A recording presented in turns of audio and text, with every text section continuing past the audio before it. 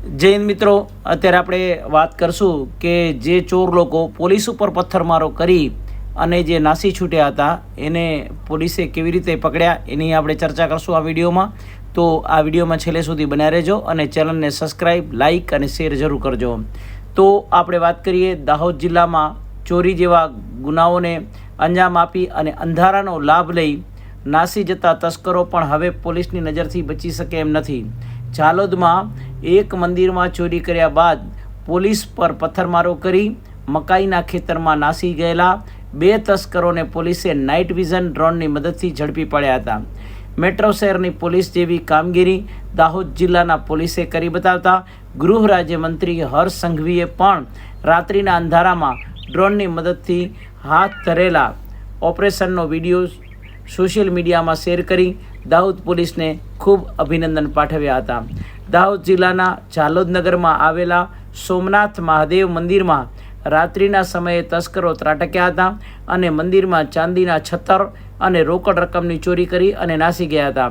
ઘટનાની જાણ થતાં જ સ્થાનિકોએ તાત્કાલિક આ અંગે પોલીસને જાણ કરી હતી. ઘટનાની જાણ થતાં જ પોલીસ જવાનો રાત્રિના સમયે ઘટના સ્થળે પહોંચ્યા હતા અને તસ્કરો જે દિશામાં ભાગ્યા હતા એ દિશામાં તેમનો પીછો કરવાનો પ્રયાસ કર્યો હતો, પરંતુ તસ્કરોએ પોતાના બચાવ માટે પોલીસ પર પથ્થરમારો કર્યો હતો અને મકાઈના ખેતરમાં એ લોકો નાસી છૂટ્યા હતા. પોલીસ પર પથ્થરમારો કરી નાસી છૂટેલા તસ્કરોએ મકાઈના ખેતરમાં સંતાઈ ગયા હતા અને આસપાસના તમામ ખેતરોમાં મકાઈનું વાવેતર હતું, જેથી રાતના અંધકારમાં તસ્કરોને શોધવા એ બહુ જ મુશ્કેલ હતા. જો સવાર સુધી રાહ જોવાય તો તસ્કરો નાસી જવામાં સફળ રહે, જેથી પોલીસે રાત્રિના 2 વાગ્યાથી કરીને 7 વાગ્યા સુધી સતત 5 કલાક થર્મલ ઇમેજ નાઇટ વિઝન ડ્રોનનો ઉપયોગ કરી શોધખોળ હાથ ધરતા સફળતા મળી હતી. અને દાહોદ, ઝાલોદ જેવા નાના સેન્ટરમાં જે રીતે ડ્રોન કેમેરાની મદદથી રાત્રિના સમયે પોલીસે તસ્કરોને ઝડપી પાડી ચોરીનો કેસ ઉકેલી નાખ્યો છે, એની ગૃહ રાજ્યમંત્રી હર્ષ સંઘવીએ પણ પ્રશંસા કરી છે. અને દાહોદ પોલીસે હાથ ધરેલા ઓપરેશનનો સંઘવીએ સોશિયલ મીડિયામાં વિડીયો શેર કરી અને ખૂબ ખૂબ અભિનંદન પાઠવ્યા હતા. આવી રીતે પોલીસની જે આ કામગીરી હતી એ ખરેખર તારીફે કાબિલ હતી.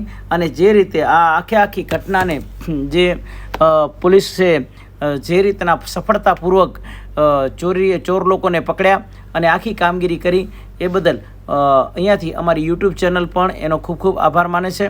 અને પોલીસ ધારે તો બધું કરી શકે છે, કારણ કે એમાં પણ ઇન્ડિયાની પોલીસ એ નંબર 1 પોલીસ છે, પાવરફુલ પોલીસ છે અને એના હાથમાં ઘણી બધી સત્તા છે અને એ ધારે એ કરી શકે છે. તો એટલા માટે હું અહીંયાથી પોલીસને પણ અભિનંદન પાઠવું છું. જય હિન્દ.